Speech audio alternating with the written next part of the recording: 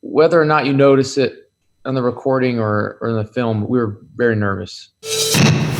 So it is the Radio X Evening Show with me, George Godfrey, and I am very excited to say, joining me on the show tonight, we've got Brandon Flass and we've got Ronnie, both from The Killers. Hello. Hello. Hi. How you doing, guys? Good, how are you? I'm not so bad. Lockdown's still in place at the time of recording right now, and I wanted to ask sort of how's it been treating you? How have you been finding it so far? We're out in nature. We're not in like a city. We're close to Salt Lake City, but not that close. So it feels slightly normal here. Okay. You just can't go anywhere without, full body armor, masks and gloves. Have you found yourself sort of taking on new roles at home? Because we spoke to Tim Burgess from the Charlatans not too long ago, and he's been getting on the homeschooling hype. He's playing teacher at home. Aren't you doing that? I mean, my wife has taken over that duty a little bit more than myself. It's tough. It is tough. Are you doing music classes? I'm more involved in like making sure that that it's getting done, I guess, than I would have been before, where you just kind of assume that things are getting done and they're getting taught things at school, maybe. And that was what I was accustomed to growing up. My dad never asked me anything about school. He just knew I was there while he was at work. As long as it's getting done. Yeah, and now I'm a little bit. I guess I'm a little bit more present, and that's probably a positive thing. Yeah, I think so. I also help out. Once a week I drop by and give them life lessons. Last week I took them out, let them drive an automatic or a manual car. Did donuts in the parking lot. Hey, they're all important skills. Absolutely. Now, listen, guys, we've been absolutely loving your song Caution, and I wanted to ask you a little bit about it because for me, it feels like a nice little throwback to sort of Hot Fuss and Sam's Town, that sound of the Killers that we all fell in love with those years ago. Can you tell us a little bit about what the song's about? Like what inspired you when you sort of came up with that first idea? Yeah, we had the chorus floating around for a long time, years. The lyrics from the chorus were actually on a song that was going to possibly be released by Steve Angelo, the DJ. And it didn't work out, but I always liked that lyric. And so it took a long time, but we finally found a home for it in the Killers camp. And it was a joyous occasion when that finally happened, because it just felt right, I guess. Yeah. I've got to say that's some feat getting your man in for a little shred, Lindsey Buckingham. Yeah. Like, am I right in saying that's not a man in for a little shred? How about you come in for a little shred, my man? Is that how you made the proposition? It's like, hey, pretty much. Do you want to come and rip on our new tune? Yeah. When you ask somebody like that who has that legend status, you sort of ask jokingly, knowing that it's probably not ever going to work out. But then sometimes they surprise you. Am I right in saying that's the first thing he's played on that's been released since Fleetwood Mac? I know he's played. I don't know. He's played. Yeah, since he hasn't. Yeah, definitely since he's left the band. But he's definitely guested on things before. Right. Yeah, but he's one of the greats, and he was great to be around. And sometimes nowadays you get a lot of people that you work with, and they can just phone it in from their home studio, and that's kind of depressing. And it was nice to actually have him come in and be there and get his hands dirty and go to dinner with him, and it was a great experience for us. You guys haven't sort of shied away from collaboration in the past, particularly when you've been playing live. I'm thinking of Johnny Marr at Glastonbury last year. I mean, what a moment that was. And you've done stuff with Bernard Sumner. Is there anyone that you've sort of earmarked for the future that you would like to play with or do some work with? It's difficult when you go public with this kind of thing. So you almost like don't want to talk about it because you jinx it. But there are people we would love to work with, but I just feel weird about spilling the beans. Who would you like us to work with? That's an intro. Do you have any ideas? I would be interested to hear a Killers and Churches collaboration. Okay. Yeah, I think we share a lot of similar influences.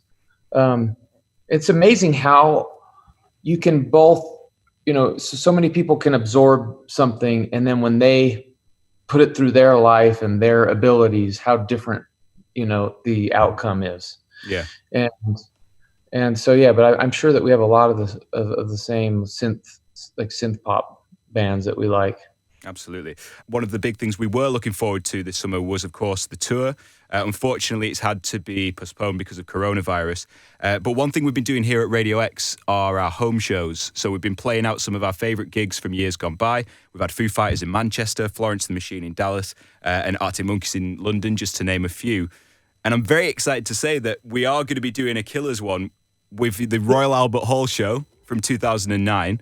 What are your memories of playing that one at such an iconic venue? Well, it was the first time that we'd done a proper filming of an entire gig. And so whether or not you notice it on the recording or in the film, we were very nervous. And it's a lot of production, a lot of cameras. We're accustomed to the stage and to the crowd, but it's a different experience when you know that red light is on. But we were really happy with how it turned out. It's such an iconic venue. Absolutely. And we were just flying high. Human was just such a big song at the time, and I think that gave us a lot of confidence. And I think you see that in the performance. Oh, absolutely. The nerves don't show on the recording. I think you're good with that one. Now, in that set, you did also cover Shadow Play by Joy Division. Never an easy task when you're trying to emulate a Steve Morris drum beat. How is it for you, Ronnie, when you're trying to take on those kind of songs? I grew up listening to that stuff, so it's almost like an autopilot thing, where you just let the song take over. I really don't think about it. I find like my performances are usually best if I don't think about it and just go in and do it. Have you ever played along with Transmission? Like, that's a bit of a workout. Yeah, it's long too. Yeah. Well, listen, it's also this year 40 years since Ian Curtis passed away, and there is going to be a bit of a tribute, which I hear you're going to get involved with, Brandon. Do you want to tell us a bit about that? Yeah, I mean, I haven't got a ton of information, but there's going to be a live stream, and they've asked, a few people to get involved, and I obviously have my path. I say to Joy Division has actually started at New Order. Okay.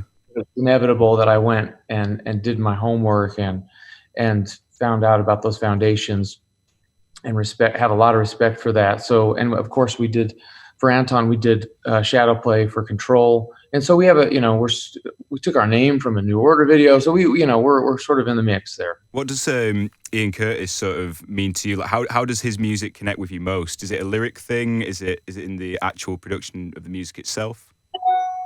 There's a stark beauty that he stumbled upon that doesn't come natural to everyone, and myself included. And so I think you can learn a lot by absorbing and listening to any kind of music, and Joy Division is a great place to start.